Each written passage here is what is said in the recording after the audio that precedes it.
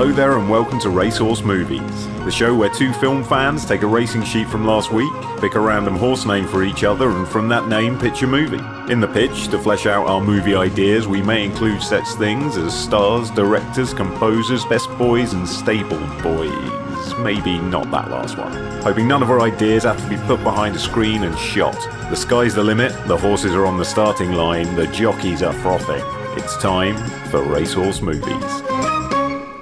Hello there and welcome to another episode of Racehorse Movies, everyone. I'm joined by my extremely good friend, Mr. Graham Thomas. Hello there.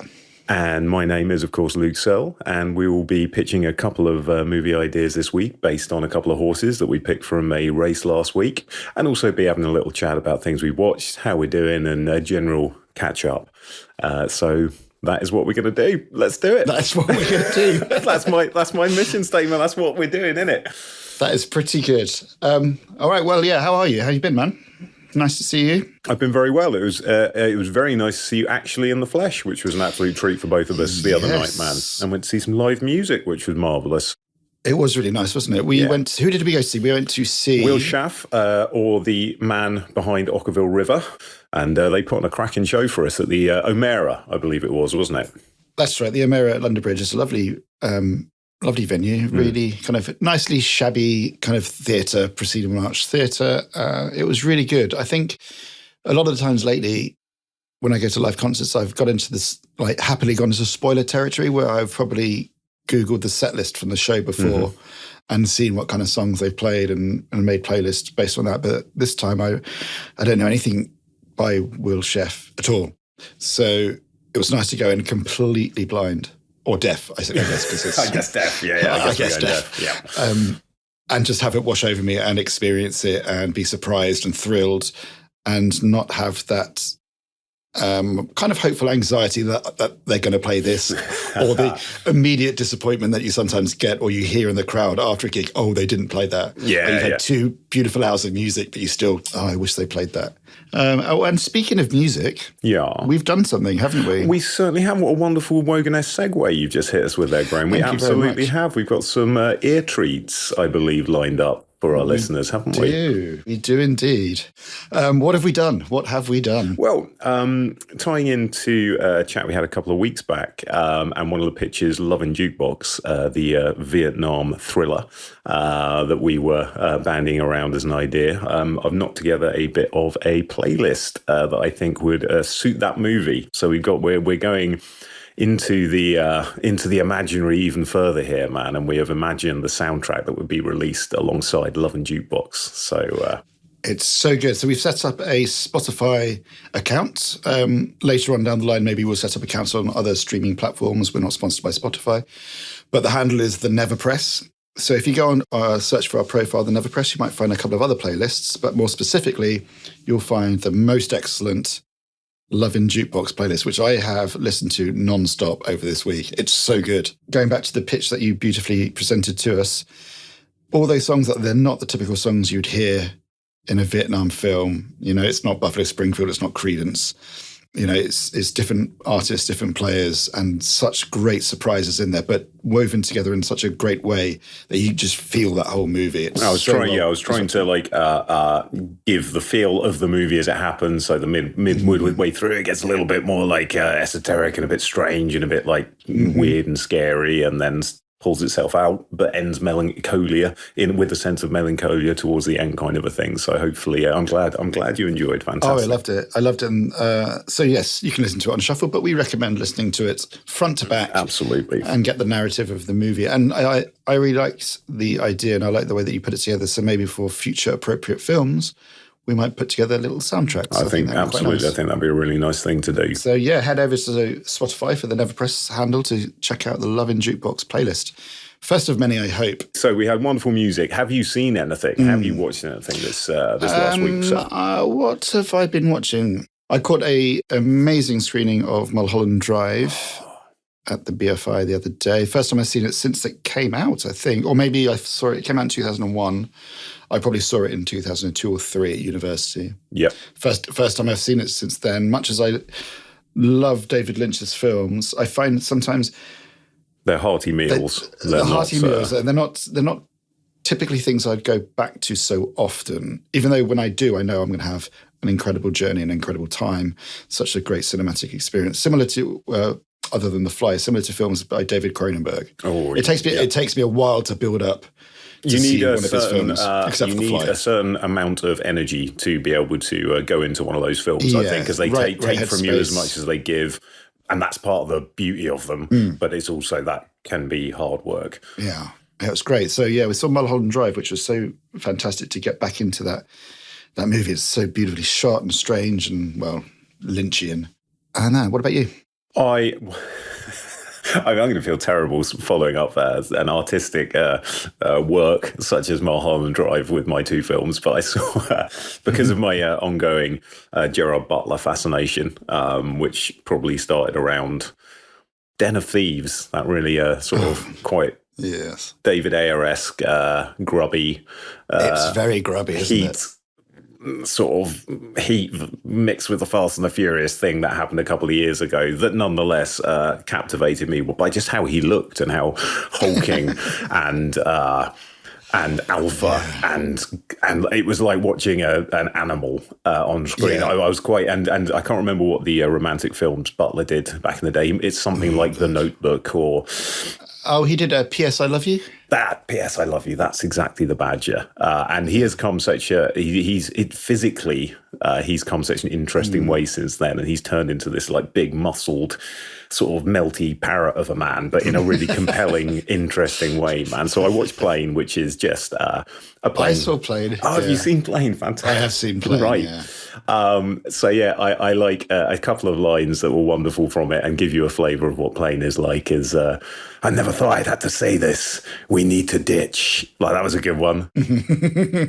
As an airline pilot, you probably do think you might have to say it. I think that's probably a thing that you have to practice saying. Probably, yeah. Like, a lot. I think, like, ditch, ditch, ditch. I can imagine it being said like that in training school. If he'd said, this is something I never thought I'd have to say, but abandon ship, then that might be a little bit difficult for an airline pilot. I thought I'd have to say this, but Periscope. Yes, and also, can you drive this thing? Yeah, I can drive anything, which I found to just be completely boastful and was never proven to actually happen for the rest of the movie. He only drove the one thing that he sat in. They're doing a sequel. A boat. They are. No, swear down. I don't know if Gerard Butler's in it, but the other guy, Mike Coulter. Yeah. From Luke Cage. Luke Cage, that's exactly it, yes. Yeah, apparently they've greenlit, this isn't just going to sound like a joke. They've greenlit a sequel based on Mike Coulter's character, and it's called Ship.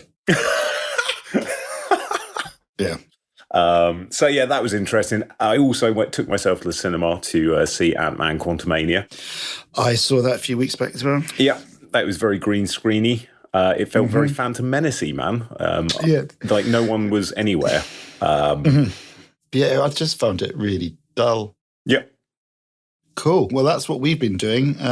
Mullholland Drive, Antman, and Plane. Wow. But we have been to some beautiful, heard some beautiful live music, so... Yeah, exactly. I'm planning for a holiday. We've been busy bees. We have been busy bees indeed, but that doesn't mean we don't have time to pitch some racehorses. Absolutely. So, should we get into it? Let's do it.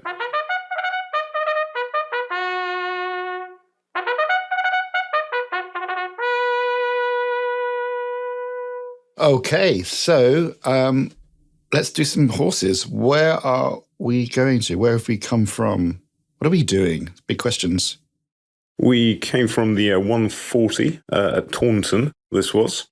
And the British Racing School 40th Anniversary Celebration Handicap Hurdle. That is exactly the one. And hurdle they did, so I'm told.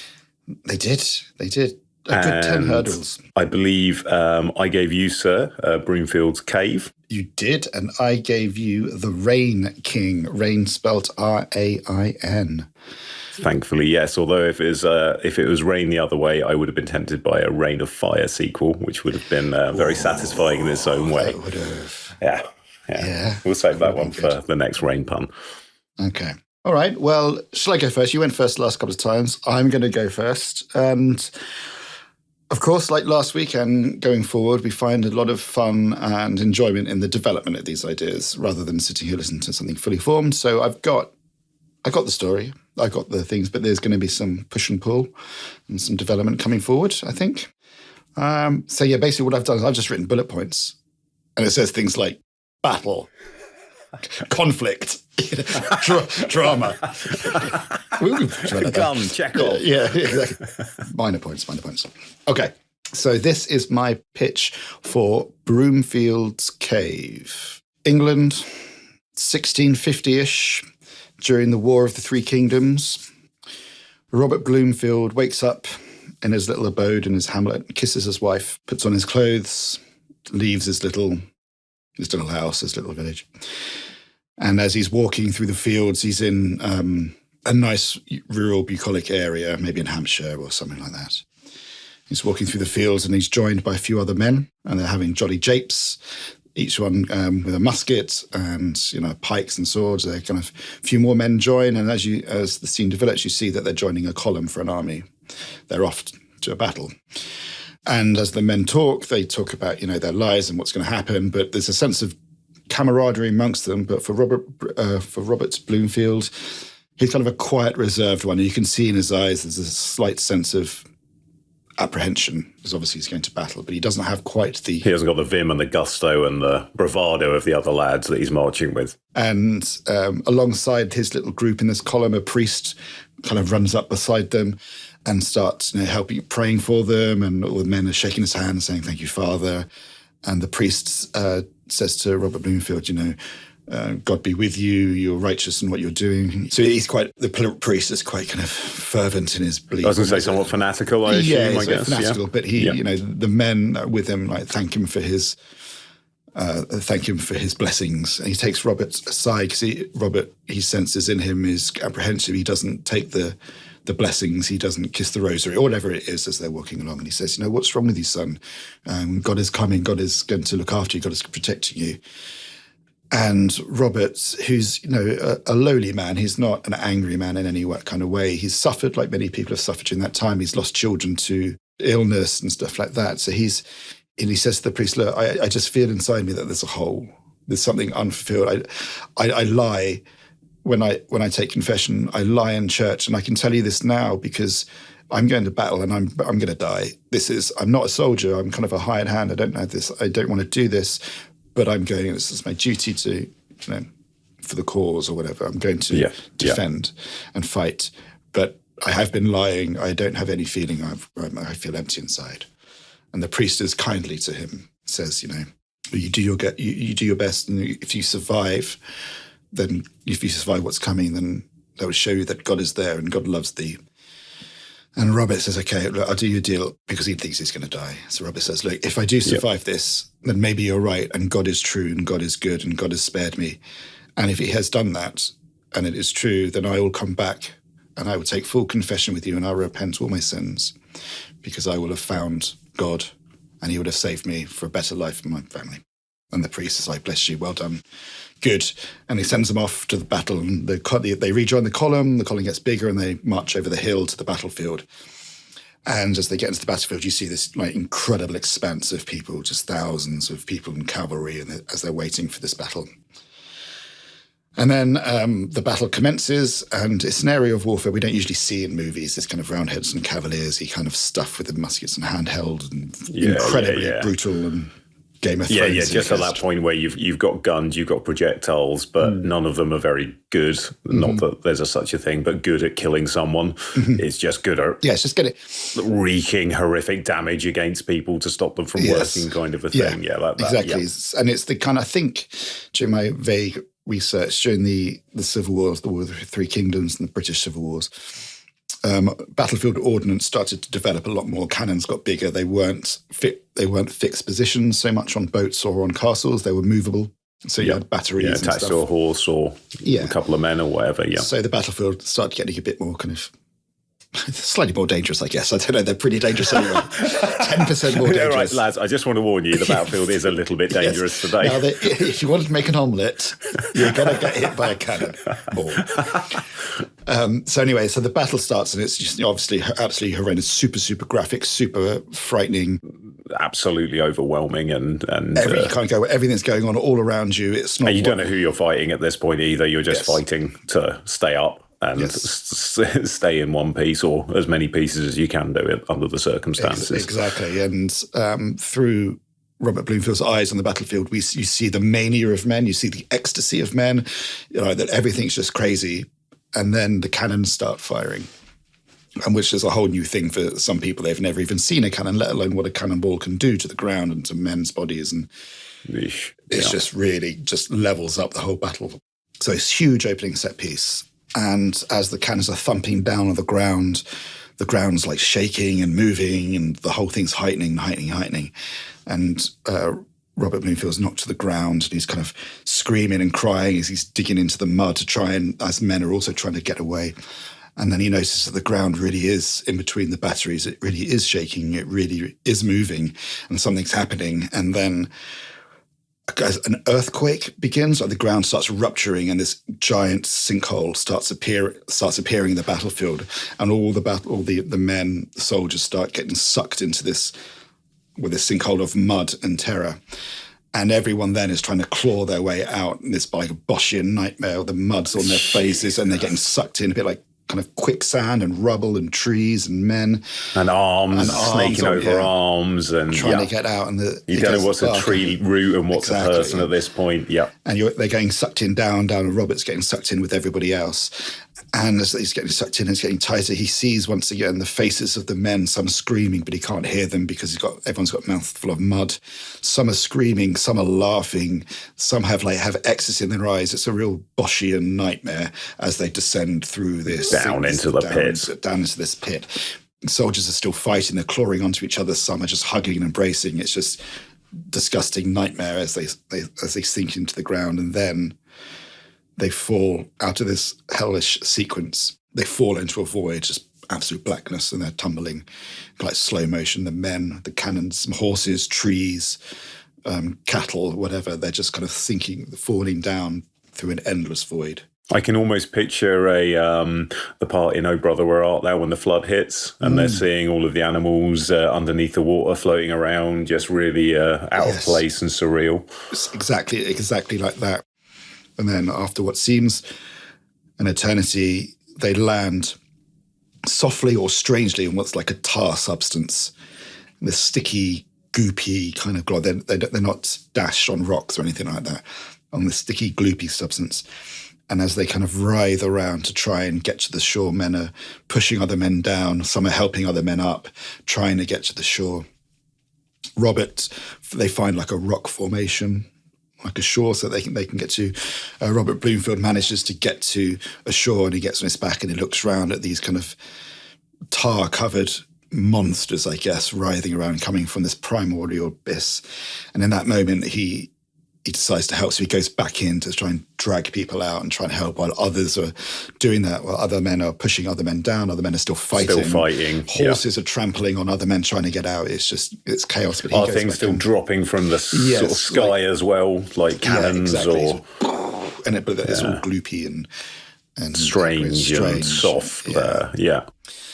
So then Robert Bloomfield gets some men out, and then the last of the battle kind of crashes down, and those that are survived are scattered around on different rock clusters, I guess. Yeah. And they are kind of in a cave. It's kind of glistening, but it's so vast. And they can see other men like in the distance on other rocks. There's no way of getting to them. So they're on these isolated pods on this tar kind of thing. And so some of the soldiers that he's with, they sit down because they believe they're in hell, and they sit down, they start praying and being penitent. Robert, at this point, he's got a bit of a survivalist instinct, kicks in. So he's like, well, this praying's not going to really fucking help anything right now. We need to get out of here. So he's looking around the cave, and he finds the cave wall, and it's soft, and it's a bit kind of, it's not rock, but it's not like mud. Does it feel like lichen or something like that? Yeah, it's just got this kind of spring. Spongy spring, and he's touching it, and he finds like a crevice, and he can put his fingers just in the crevice, and they can go in a little bit. He can feel like air on the other side, like it's something. So he kind of pulls it apart and makes an opening, and he can see into another room, into another kind of atrium. So he pulls it open, and some men follow him. And then as they get through, they turn around for the other men who are still praying, and the door, or the opening that is closed, is just kind of like seals itself like a sphincter. Sphincter. Yeah, exactly.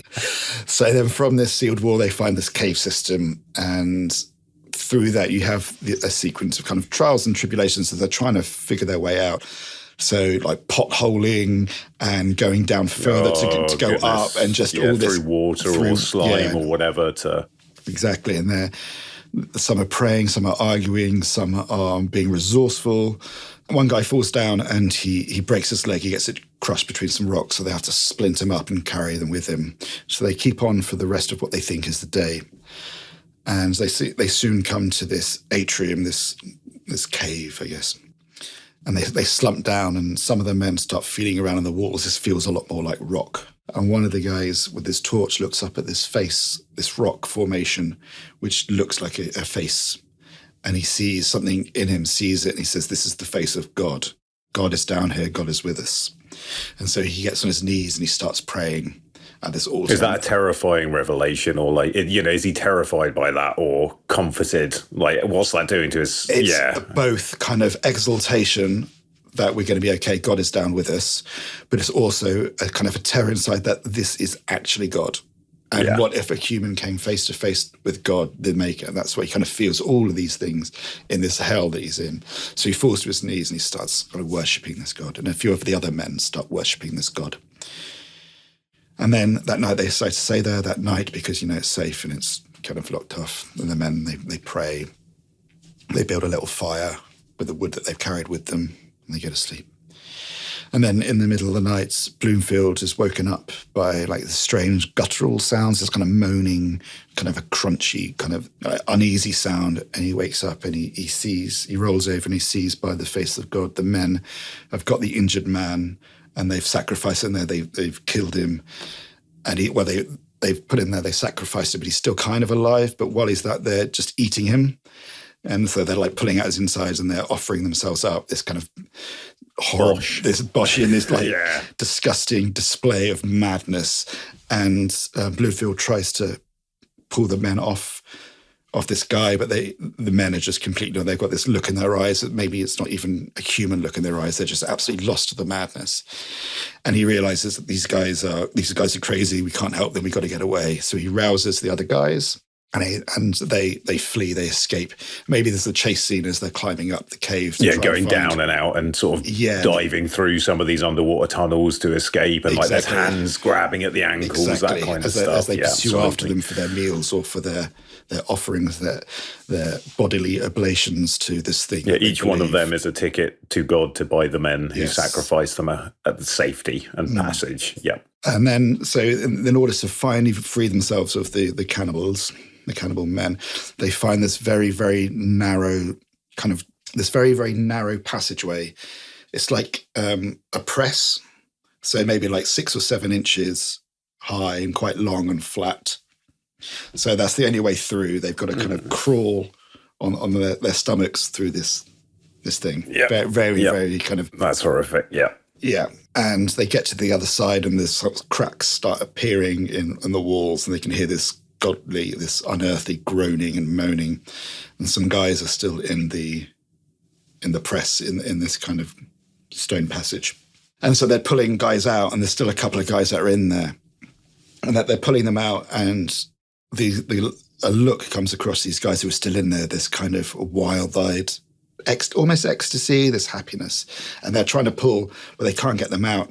And so the guys who are holding on to be pulled out, they kind of push the rescuers away. They don't want and tuck their hands away so they can't be grabbed. Well, what they do is instead of tucking their hands away, their arms are free up until like their mid-arm.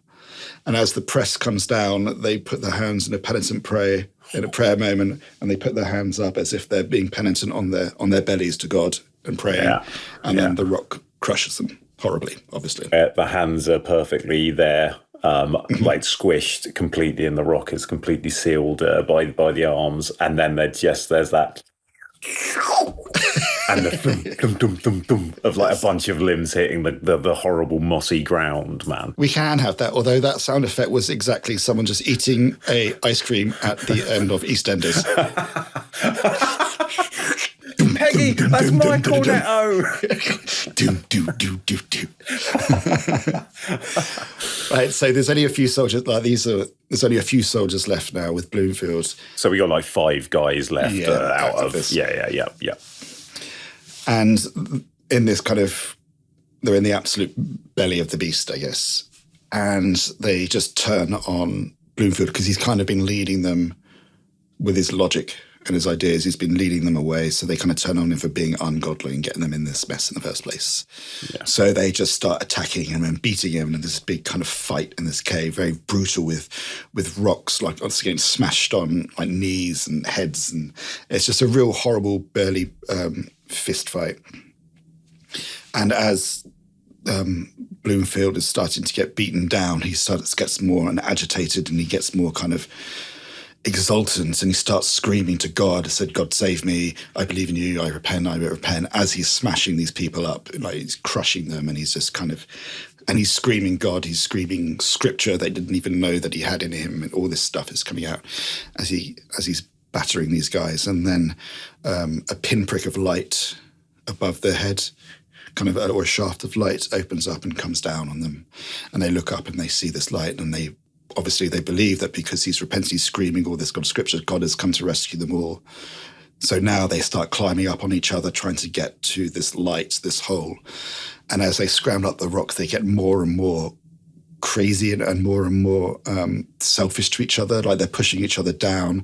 Even Broomfield, lost to this exalted madness, like treads on a guy's face to get a better purchase and like crushes his skull against some rocks. He's clawing, and he gets to the top of the cave with this hole, and he's just covered in blood and viscera, and he gets more from the bodies that are around him, and he kind of smears it all over him so that he lubricates himself to go through the small hole, like one arm first kind of thing. Yeah. And he climbs through the roof of this cave,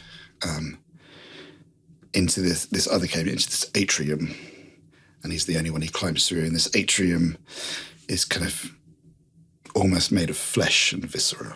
It's bloody and pulsing, and it seems alive. And he stands in the middle of this cave in awe and majesty, believing that he is, in fact, in the heart of God, right in the center. And then from the walls, he sees a man approach. And the man kind of pushes through the skin of the wall, but taking the wall with him, so he's never fully revealed. It's just the body of a man. A suggestion of a man. A suggestion of a movement that's coming towards Broomfield. And there's no language spoken between them as they come face to face. It's just this look of understanding and terror and ecstasy in Broomfield, this exaltation. Broomfield looks and goes to touch it, and he touches his face, and they touch each other's face, and they kind of caress each other. And the thing in the wall, the thing in the flesh wall, I guess, it kind of starts to glow and change, and it becomes slightly opaque. And through the body and the shape, Broomfield starts to see fields of England behind him, like beautiful meadows. And just silhouetted in the shape of this just creature. Silhouetted in and kind of blurry, but he can see it. He can see home. He can see everything. And he puts his hands on the wall of the creature, and he opens up the belly of this creature, of this thing, to get to England, and he opens it wide and he starts crawling through it again. And then we cut to the outside world, and Evil Dead style, a hand comes up from through the battlefield, and Broomfield crawls his way out in mud and covered in blood and everything and ecstasy and all this horror that he's gone through. He's out in England, and he gets to his feet, and he's walking over the remnants of the battlefield, and there's the dead and the dying, and he's walking and walking, and as he walks, they become less and less, and the meadow starts to come back to what it was. Open up a bit, and there's a few less bodies, a few less dead horses, then there's flowers, and there's some trees, and it's all very beautiful as he starts to make his way back home, and as if he's walking in the Garden of Eden now. And then he comes to his house, and he opens the door, and he walks inside, and he sees his wife. And then the next day, he leaves the house, and he goes to the priest to fulfill his promise. He confesses to the priest. He says, this is what happened. This is what I went through. I murdered people, Father, not only in the forgivable sin of battle. I murdered people for survival. I witnessed men eating other men. I went through hell, and I survived. And I believe in God now, and God is my savior. And the priest is very happy. He says that God is everywhere. God is good. God is in me, for I am God. And the priest looks a bit confused, and Broomfield stands up and he opens his chest, and he sees this black hole starts to appear in this chest cavity. And the priest, in shock and awe at seeing this hole, this cave open up inside of him, starts to crawl inside the body of Broomfield. And then he closes his chest in wonderment and then walks out into the field and off towards the town. Oh. Credits. Holy moly. Yeah. That is my pitch for Broomfield's Cave. Wowzers, trousers, man. That is an absolute nightmarish adventure that you've just taken us on there, man. Crikey bikey. That went swerved left and down and stayed there. I appreciate that a lot, man. Crikey. Thank you. I've never written horror before. I've never even attempted to write horror. So I really wanted to do something or go somewhere that I'd never done before. Yeah, well, I'm getting I'm getting really nice hits of the terror in the desperation of the men to survive at all costs. That tightly bound group of men, also military men that must survive against an unknown, whatever that unknown may be, man, which I absolutely love and gives a real good chance for a great ensemble cast kind of a thing to come together to make that happen, man. My touchstones for this were things like The Descent, obviously. 100%. Yeah, I've got Neil Marshall scrawled down on my page here, nice. Man, absolutely. And The Thing, obviously, with that kind of unknown terror and these people trying to figure it out and being so isolated. I don't have a casting for Broomfield. I left him completely open. And if we did it earlier, a younger Colin Farrell would be really good. Yeah. I'd like someone to capture the absolute terror and the absolute kind of panic and the crying and the screaming of seeing all this stuff going around them, and then the switch into this dead-eyed survivalist, and then into this zealot or this kind of walking Satan or this walking demon that he becomes at the end, or whatever you want to call him. I think your Farrell would be amazing. For that, Cillian Murphy, maybe he could probably do, because he's very good. He's got that ability to switch to a psychopathic quite quickly. If he could do an English accent, which I'm sure he can because he's a professional actor, and who can't do that? Paul Dano would be an interesting choice. He's got that look. He can do bewilderedness, and he can do panic. He can do religious ecstasy, as we've seen in There Will Be Bloods. Absolutely, yeah. He would be where he would give a 1,000,000,000%. And we would hope that his 1,000,000,000% matched what we wanted, because I think that's how he works, kind of a thing, man. Broomfield also not to be some kind of action hero, but he's really good at fighting and battle. He's just completely he's got to be just a normal. Yeah, so when you see him picking up a rock and hitting someone over the head with a rock and then not stopping, you want to see that transformation, that it isn't some Jason Statham style action hero. This is just a meek, mild, lost soul that's just completely forsaken themselves. Barry Keoghan. Also very good. He's always a bit off-settling, isn't he? He's got a wonderful innocence about him as well. And he's got a very youthful face. I think that could play quite well for the lost terror at the start. And I think he could also do quite chilling if he wanted to. Oh, that would be good. In which case, if we have him, then we can have a Dunkirk reunion and have Mark Rylance as the priest. Dude, I couldn't think of the priest. That is perfect. Rylance is born to play priests and like dudes in robes walking around cold corridors, man. 100%. He would be fantastic. So director-wise, I have 4 director choices. Okay. Something that has brought to mind while you were pitching at me was the movie Apostle. Dan Stevens, Gareth Evans. I think he has quite a good, just from Apostle, he has quite a good feel for unsettling horror. I think there were some issues with it. It went too long, all that kind of malarkey, but I think he really managed to capture that old-timey, something's really up. Lots of people have very strange beliefs, and we are witnessing those beliefs writ real in front of us. I think he did a very good job of that. That's a really good show. Okay. Neil Marshall, obviously. He would bring the schlock horror to it, wouldn't he? But maybe we need some of that because there's some powerfully unsettling, surreal images in this that we need for the moments where the men are working together and we've established that camaraderie before they Sean Pertwee's going to be the priest, isn't he? Please, please. Do you believe in God? Please, I found God in a Kazi. I've actually just added another couple. So I've got 1, 2, 3, 4, 5, 6. So we can put it out to tender and they can pitch. That would be crawling to us by the end of this, mate, so it's fine. Yep. My picks for director, in order of them being written down, rather than favourites. Ari Aster. Oh. He would do the visuals very, very well, and the horror. And the horror, everything. Yeah. The formalism would be really good for something so tremendously unsettling. The next one, Jonathan Glazer, did Under the Skin. Absolutely, yeah. He would. With the Black when they're Lake. when they're falling through the void and all these strange, he would do. I think he would balance really well the realistic stuff on the surface, like the battle and everything like that would be quite. But when it gets into the Boschian underworld, it would become completely surreal and strange. And not necessarily as icky as something that David Cronenberg might do, but something much more ethereal, I guess, and unsettling and ethereal to get across the fact that when they're seeing these things or witnessing these things, they don't know if they're terrified or if they're in love or if they're turned on or if they're repulsed.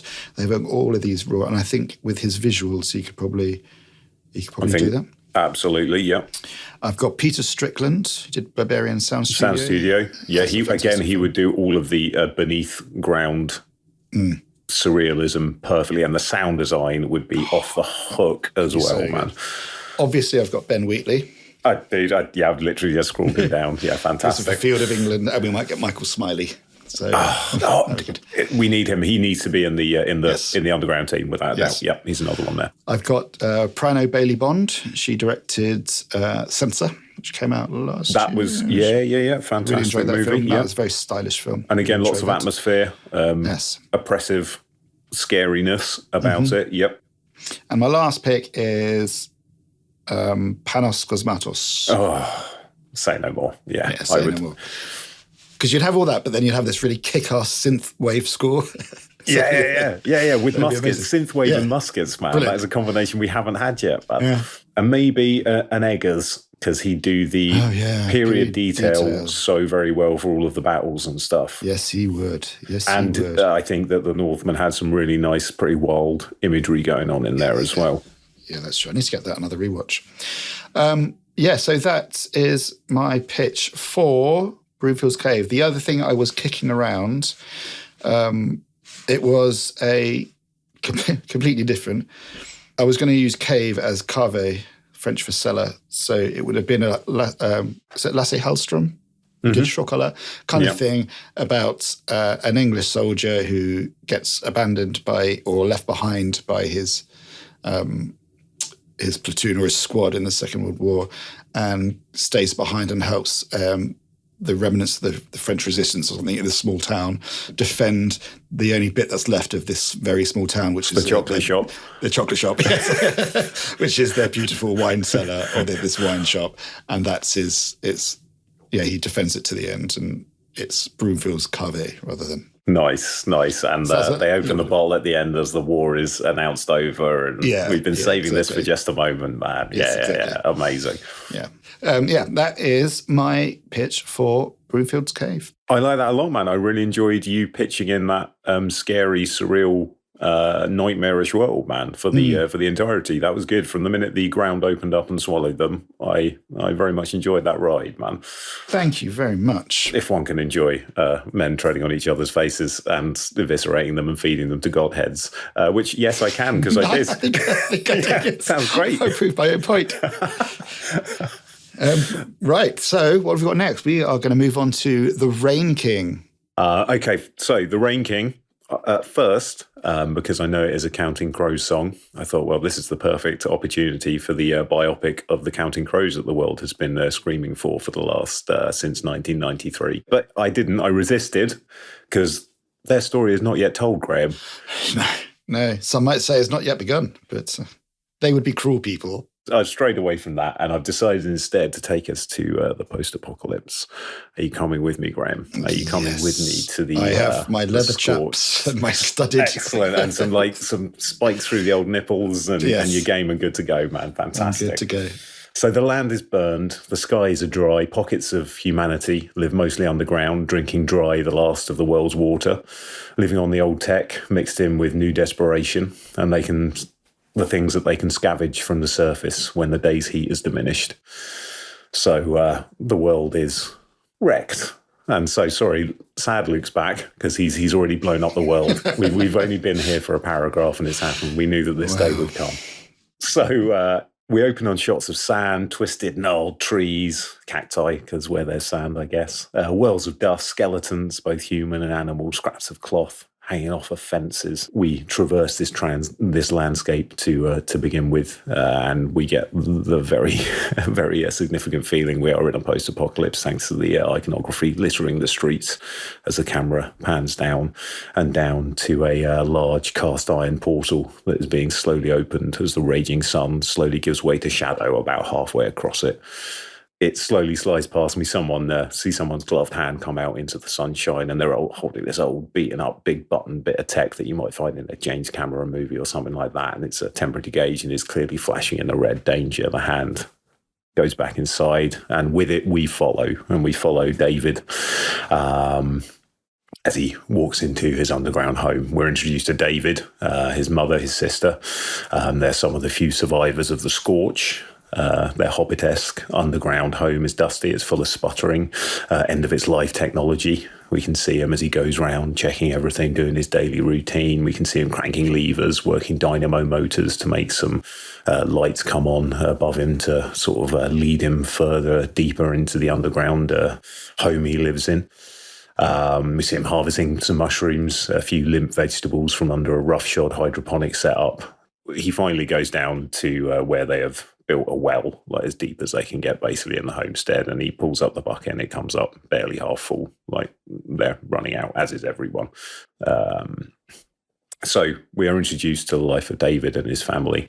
Got Rose, his younger sister, and Belle, his mother. They're a tight, fierce unit brought together by all the stronger by the loss of their father. We see them going on some night hunts when finally the world has cooled enough for them to go above without the fear of the sun baking them half to death and dehydrating them in a heartbeat kind of a thing. They hunt what they can, large, thick-skinned rodents, sort of bug-like creatures that scutter about on the cool night desert floor. There's not much else. During sort of the interactions, we come to know that David's father left years ago in search of the Rain King, a man who was said to be able to control the scorched barren skies to bring forth water from the heat of the sun, a man who may hold the power to slake the great thirst that the world is suffering from. So his father promised to send word back once he had found this man. He knew that the supply of water they had below was beautiful. It was such a find, but it was limited. It was only going to last so long. He knew he had to go into them there hills to fetch the gold, that kind of a thing. You know, it's the proper Western. I'll be back. I'll send word. I'll send a rider back, and you'll come and we'll live the good life out there, man, with all the resources we may need. So his father's nook in the homestead is still, and yes, he has a nook, as we all aspire to have at some point in our lives. We do. Can I just interrupt? Sorry, how old is David? Well, David's in his 20s now. He's like sort of 20s to maybe 30 kind of a thing, man. Sort of he's relatively young, although probably not in a post-apocalyptic world. I guess one could argue he might be quite old, depending on the survival rates. The father's nook in the homestead is still intact. There's a single radio that he left. It's a companion to the one he took with him that he used to contact his family for as long as he could before he fell out of range to let them know that he was safe. And as far as they know, yes, he was safe until he wasn't, until he was silent. David and his sister, they pore over his father's nook and all of the little scraps and maps and etchings and goodness knows what else that he has collated over his years as he's obsessed with trying to find this Rain King that he went searching for. they come to the decision as a family that the large supply of water that they had is they've got to face that it is going very, very quickly. There's not much left. If they're going to make a move to somewhere that will offer them a better chance, they're going to have to pack up as much of the water as they can from the diminished well, and they're going to have to start to move on somewhere else. And the best they've got is the maps that their father left them. They are guaranteed settlements that he had plotted along the route that he knew he could get to within about a night's journeying to save putting up with the fierce suns. And he knew that they were, relatively speaking, or relative to the outside world at least, they were safe places. And so they decide to leave. They pack up the few things that they need, which is mainly water, and we slip into a survival film now. We've done like the introduction to everyone. We've established their place in the world, and we've established what the world is doing, and now we have to watch David, Rose and Belle load up their most necessary goods and start their journey to the nearest settlement by night. And immediately, that is not an easy prospect because it's a very, very long walk, and the nights are not very, very, very long at all.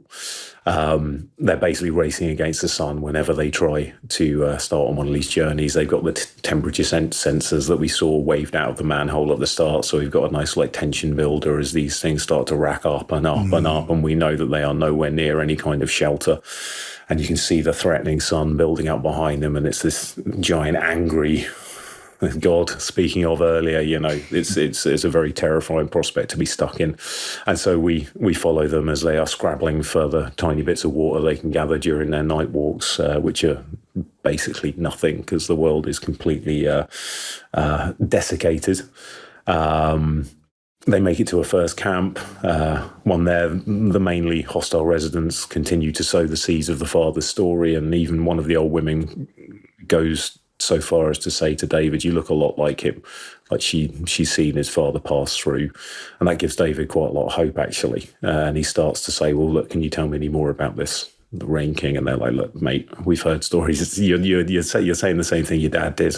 Like, we can give you no more than we gave him, which is... Is the Rain King something that only the dad has made up, or is it a commonly held myth amongst people in settlements? Well, as they start to travel, there is, you know, this first settlement, they're like, look, yeah, we know you're the Rain King guy's kid or whatever. He's come through here. That's where we heard it from, is his bloody whatever he was talking about. Okay. But then as they journey forward, they start to get more and more signs that there are people who actually do believe that there is a man out there that can control the skies and can create water from nothing. Okay.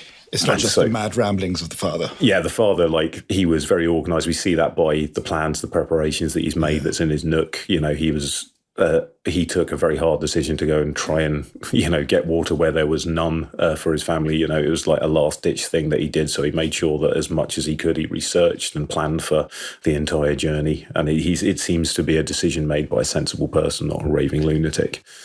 And so... in that first settlement, we're sort of going to play these camps and settlements a bit like the pub scenes in Wake and Fright. They're kind of wild, bawdy, I would say. Kind of like how Benny Hill used to scare me because it just felt so... Was all the fast walking? yeah, I was like, you can't trust a man that moves that quickly. Are you kidding me? Benny, yeah, that's such a strange reference. Benny Hill, it was scary because it was so big and full and like in my face as a child. I just found it truly unsettling. And there were some like of the extreme close-ups and the sweaty wild faces in Wake and Fright that sort of reminded me of that sort of feeling that I had as a child. Okay. So if ever I scream, we need to Benny Hill it, that means we've got to make him much more scary, man. That's my code.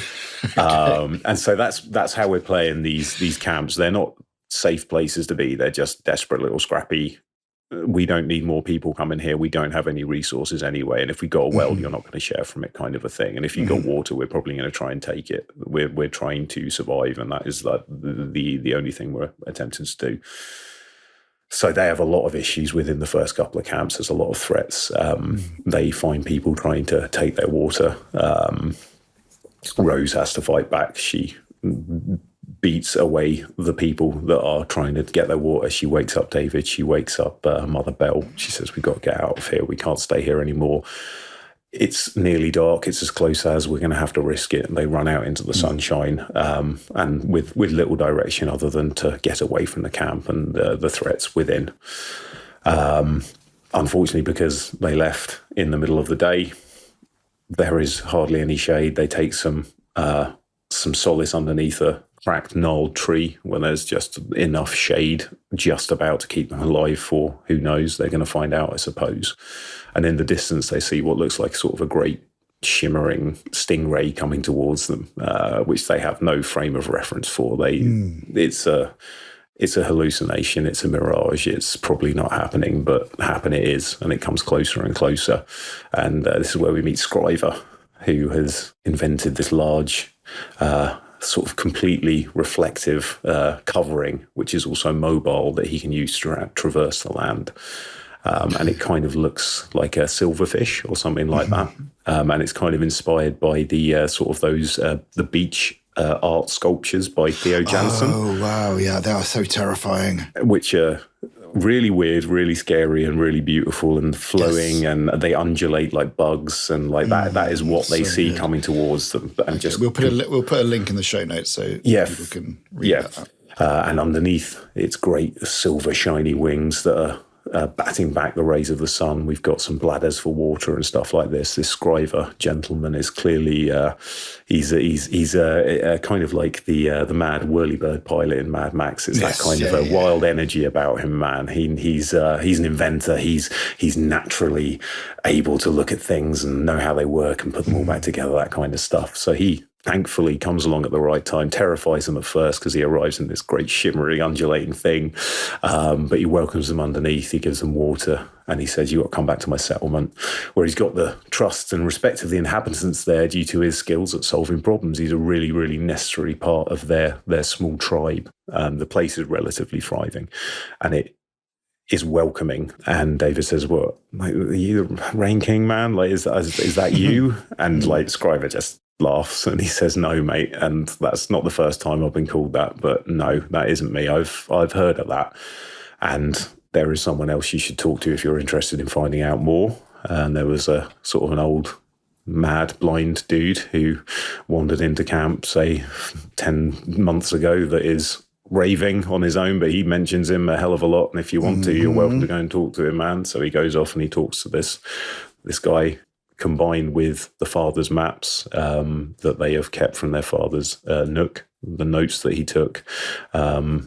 Scriver, combined with the ravings of the old man, things actually start to make more sense, not less sense, the more they listen to him and the more that they hear him say about the man who can make the rain in the east.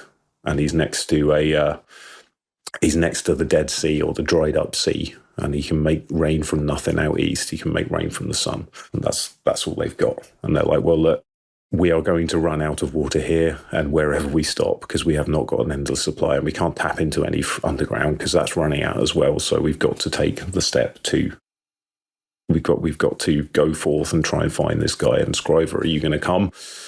I know that it will deplete the skills of your tribe for now, but it might give you the things you need forever moving forward." So, yep, they go along as well. And they set out east, during which David has been constantly turning on his father's radio during stages of this. We see it at the camps. He'll always find a high place to go up and try and find some kind of proof of life. Further out they go east, the more they start to get every now and again a little blink of this and a blink of that, so they keep going and going. And then underneath this wonderful contraption of Scribers, there's a really, really bad storm that hits them, this massive electrical storm that they can see well out in the distance, and they can feel the repercussions of. And after the storm blows itself out or finishes with this cacophonous sort of show of lightning and booms of thunder, they see that there is actually a building sort of around or underneath that, this giant construction that almost looks like a flower, with this building in the center and sort of these great sheets billowing out from this massive tower in the center like petals. And in the shadow of these buildings, when they are investigating, they're met by some armed men and led by an older, completely blind man, much like the one from Scriver's camp. Only this one is sane and cool and calm and authoritative. And he takes them before their leader, Garlo, the man in charge. And there's water. There's quite a lot of water. They go to Garlo, the man in charge. They say, again, I'm asking everyone. I come in every town I walk into, I'm asking this, are you the Rain King? And he laughs in their face. And he says, no, I can't make rain, but I've got a nose for sniffing out water. And like that contraption of yours out there reeks of it. Nice and full, isn't it, man? And he takes a bit of a shine to Scriver and the contraption. And we discover as they are invited in, and Garlic say, yeah, you're welcome to stay. We got enough. We've got enough. And they see that they're all of the sort of like, there's a lot of like these blind dudes there, like these robed blind guys who seem to follow Garlo with complete zeal. And only they and he can go into this room. And so they are here, they are stuck with this Wizard of Oz type sort of mythical dude that is denying that he is the mythical dude that they think he is.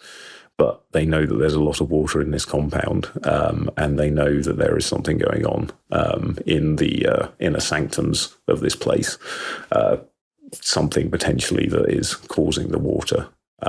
And so we then find out, by whatever means, that Garlo has the technology to create rain from nothing, because he can actually access this great sort of terraforming facility that he and his men have ended up in. He can access and use that to create rain as and when he wants to. And he could use it to create rain across everywhere, but then he would lose all of his power and his monopoly. So it's a very closely guarded secret. And he uses the blind men to run the machinery, and they each know exactly the buttons that they individually have to press to make this work for the periods that he wants them to make it work. And that is the only way you can sort of get into that inner sanctum. You are given the knowledge, you're blinded, and you are to prove, you blind yourself by staring at the sun, forgive me, to prove your fealty to him forever. And you are then in control of maintaining this never-ending cycle of rain that he refills this giant pool in the center of the facility with, and that is what his men have been bathing in, and that is what his men have been using. Amazing. And he has got an endless supply, and he is in fact the Rain King. But David, Rose, and Belle, as well as Scriver, have to infiltrate this, and then they have to share the rain with the rest of the world, I suppose, man, as they actually finally do set off this terraforming. And I think Scriver will fall underneath the thrall of Garlo, and Garlo is also thinking, well, if I can get another smart, I haven't got a monopoly on smart dudes out in the middle of the wasteland, and that is a resource almost as valuable as water, is someone that can understand what I'm doing here and what I'm trying to do. I think David and Rose will be going on like little night missions, much like they used to do when they scavenged for themselves back at the homestead they originated from. So they will slowly discover the truth behind Garlo's blind henchman, his abilities, and the facility that he uses as his home, and the abilities of that facility. And at the end, they will gather together all of the blind, who will, each one of them will tell them the stage that they need to do to make the machine work. Right. And then Scriver will be there to orchestrate the full rollout of the machine itself. So instead of being an enclosed kind of a flower petal like a tulip, where it only fires its technology down into this one little basin, they open this up.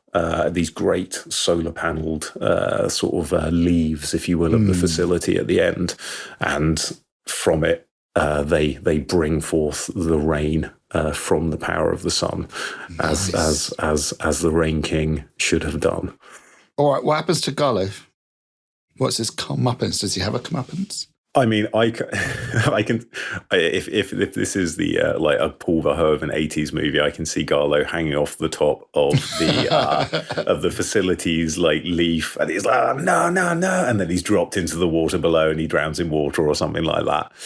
Gotcha. What happened to the dad? Well, we will thank you for reminding me about another plot point that I forgot. No, he's one of the blind monks. He's an acolyte. Revealed to. Yes. Yeah, he's an acolyte at the end who is sort of slightly brought out of his fervour by the voice of his son that he recognises. How did the old blind dude get where he was? The mad blind dude. Yes, he will have escaped because what they are doing. Garlow is actually quite happy about the legend of the Rain King because it brings people to him and he can take their resources whenever they come through. Right. In a sort of Hills Have Eyes-esque sort of a way. That should happen to Garlow at the end, though, shouldn't it? For comeuppance, get blinded. Yeah, I was kind of thinking, sunblind as well, because he maybe the reflective solar panels that are finally opening, like he stares upon them, and that.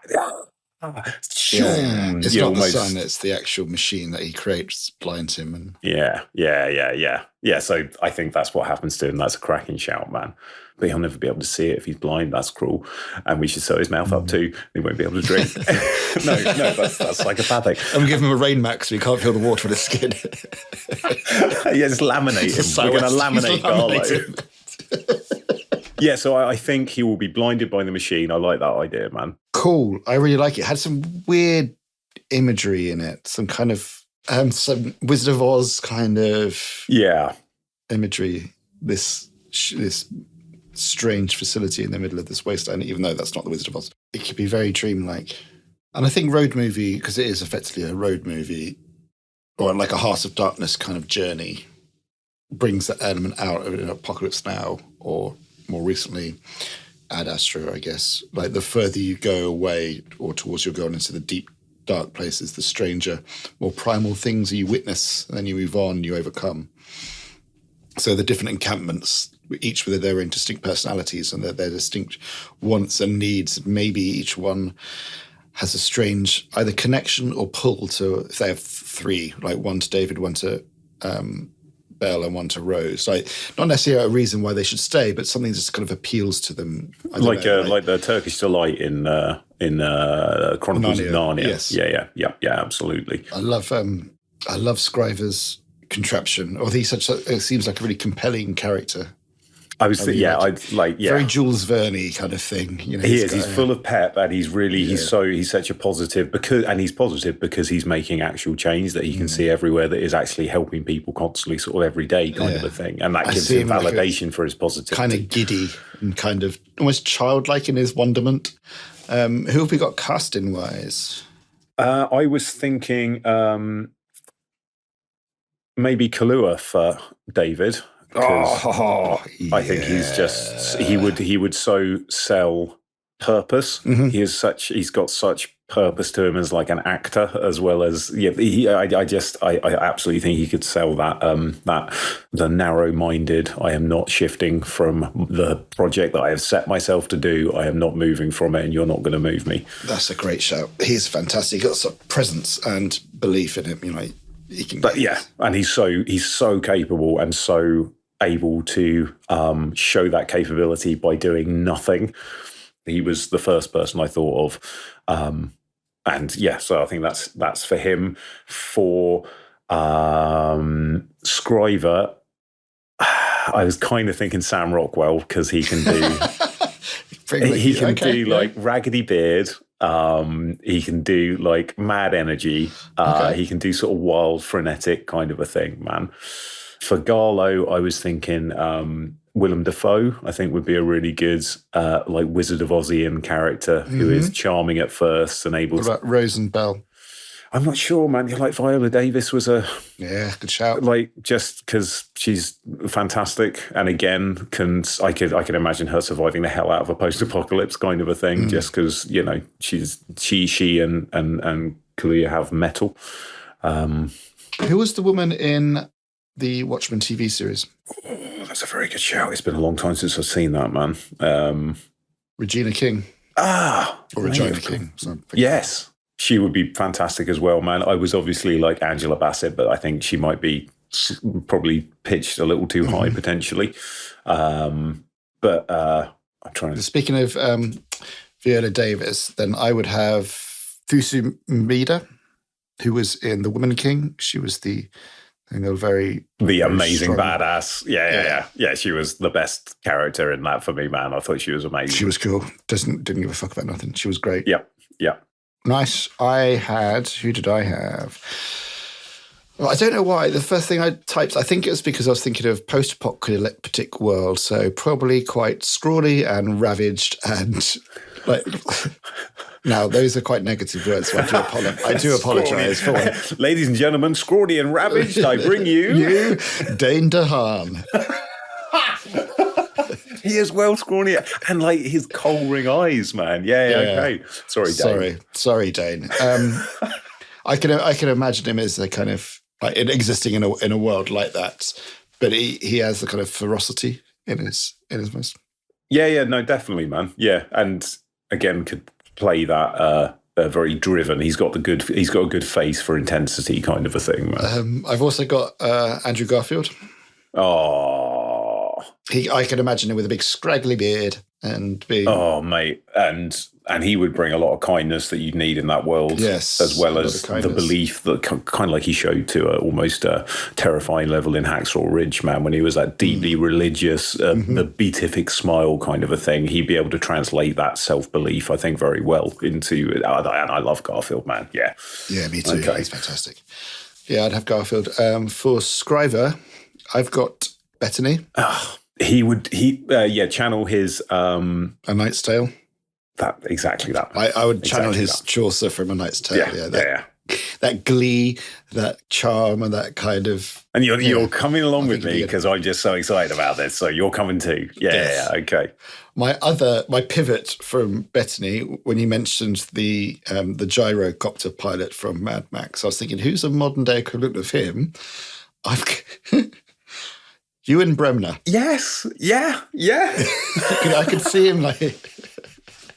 I don't know if he has the leading manness. But he doesn't need it. That's fine. And I guess, but I think he would have that zany, in a nice kind of, in this horrific world that they're occupying. He still finds absolute wonder in engineering and the small things. Like I can imagine when they're going across with their big machine, whatever it's called, and him just stopping, and they're like, "We got to go. The sun is catching. Oh, don't worry about that. Have you seen this rock?" This rock is... Or he picks up a ring pull or something from 100 years ago or whatever. Yeah. Exactly. You believe I used to drink this? Yeah. I like Ewan Bremner a hell of a lot, man. I think, I think like 100% because he is the perfect gyrocopter, modern day gyrocopter man. Like, honestly, God, yeah, definitely.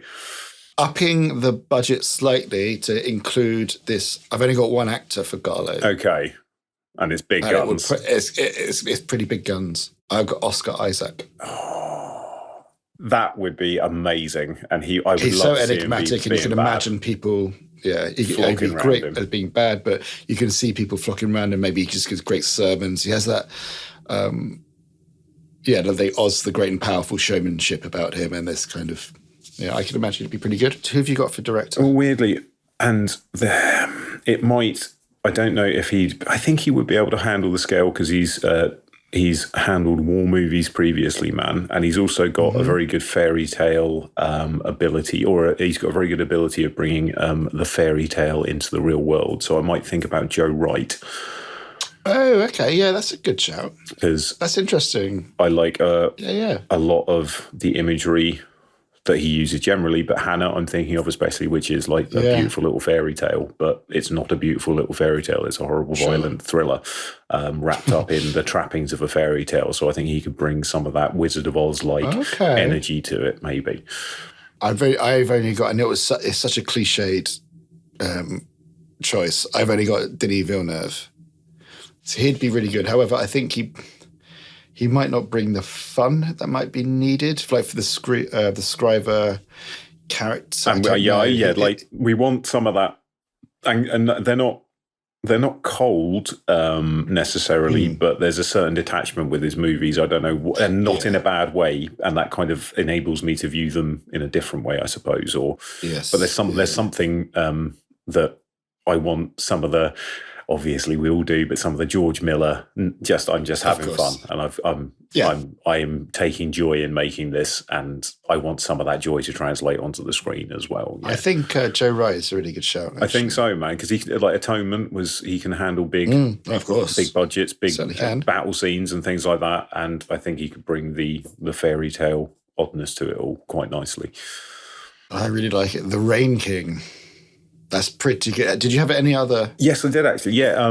Oh, did you? I originally, because I had two things that I thought, obviously, after I discounted the Counting Crows biopic, which took there was a lot of soul searching involved in that conversation I had with myself, man. But once I'd nixed that, it was pretty much it's post-apocalyptic. That's kind of where it is, man. But then I was thinking, and I kind of would have liked to follow this one as well. And I started writing it. I was like, no, you just focus on one for goodness sake. But The Rain King was going to be about a gambler in Vegas who comes out the joint, is now completely in the doldrums. He used to be known as the Rain King because everywhere he went, he made it rain. He's one of the luckiest guys in town until he wasn't, until he was betrayed. He was put in prison over the debts he had, and he has to come out and do good. And there's a big finale at a grand poker tour or something like that where he comes in and he's like, it's not luck that got me here, it's because I'm good, man. Yeah. And he sweeps the table with the guy who had him sent down, and it's all very amazing. Nice. Oh, that could be a really good knockabout fun.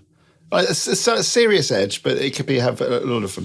Like Matchstick Men, I guess, would be where I'd pitch that in levels of like serious to fun to caper kind of a thing, man. You definitely want Rockwell in that, wouldn't you? Yeah, God. Speaking of Matchstick Men. Yeah, absolutely, man. Yeah. So yeah, that was where I went with that. But then I was like, no, I'm going to start I'll stick with the Apocalypse Man. We'll go there. But that was my only other thought for that. Nice. I'm very happy with that. I really liked it. I like the idea of them moving at night. I like the different settlements, the different encampments that they approach, and then the scaling up of their encounters. The one you see Scriver and his incredible machine, which is such a shimmering. I think you said it was like a stingray. Yeah, stingray or silverfish, shimmering across, undulating its way, shimmering across the mirage. It's such a beautiful image. Wow, that was The Rain King. Thank you for listening, man. Thank you for joining in as well. Crikey. I really enjoyed that. That was some of the most striking imagery that we've had on this podcast so far, which is a weird thing to say for a podcast. Striking imagery. But You've conjured it. I'd like to think that we can project the occasional something onto someone's mental cinema screen, man. I hope we do that from time to time. I usually project my anxieties onto every situation. It's just nice to change gear a little bit. I really like that. I think we've had a couple of really interesting films that are quite different from what we've had before, which I really liked. Yeah, well, I really enjoyed the...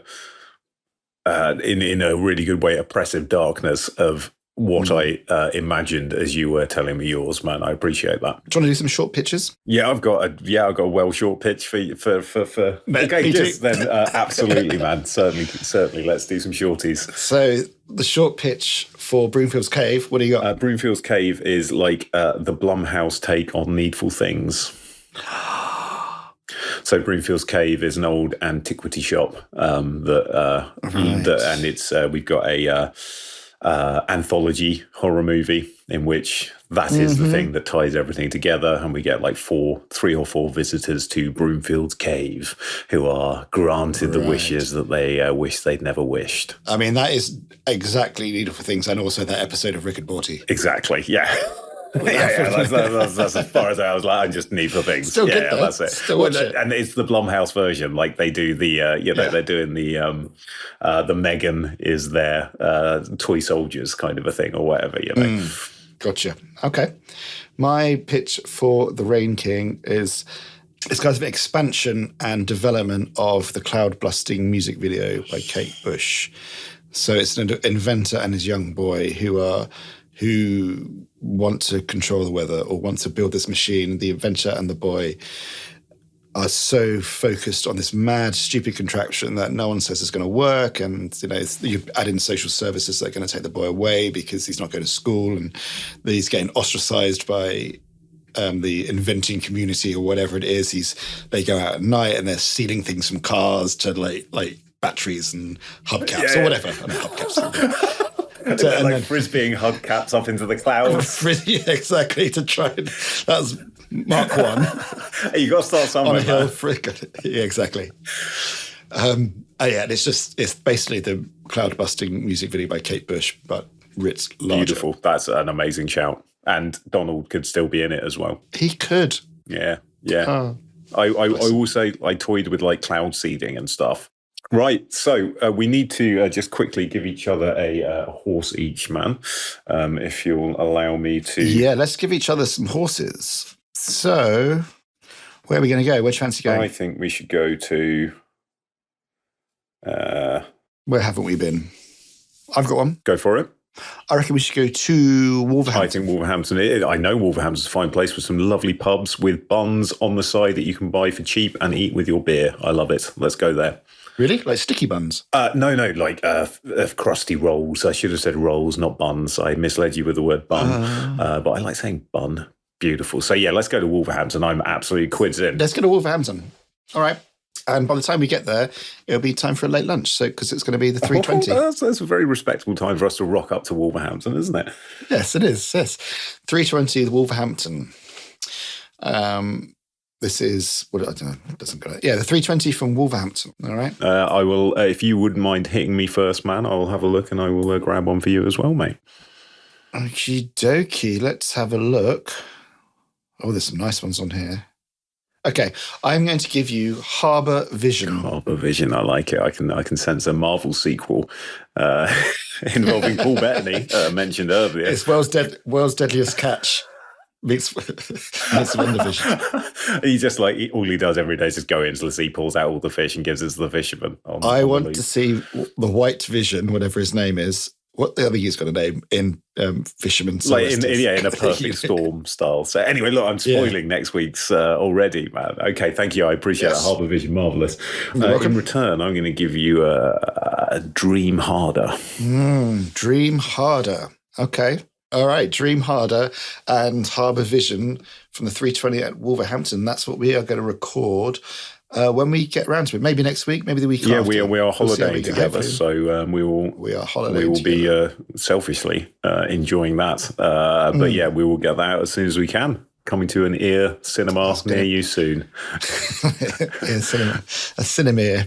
All right, well, thank you so much for that. I had a great time. I really enjoyed The Rain King so much. No, I appreciate. And we didn't get any insane alternative pitches about open heart surgeries with tears or anything. No, they're both pretty straight-laced. I've scaled back quite wildly on the mescaline that I consume on a daily basis, and it seems to have stopped all kind of random deer imagery that was previously affecting me, man. So that is both good news and a terrible shame at the same time. Well, we'll have some more. Maybe next week. Let's see what we can do. All right. Yeah, let's do that. Well, until that time, you take care of yourself and you take care of your loved ones and your family and everybody out there. Please look after each other and make sure that you're all safe and happy and in having lovely times. Absolutely. I completely second that. And thank you so much, man. Catch you guys on the flip-flop. Bye. Bye.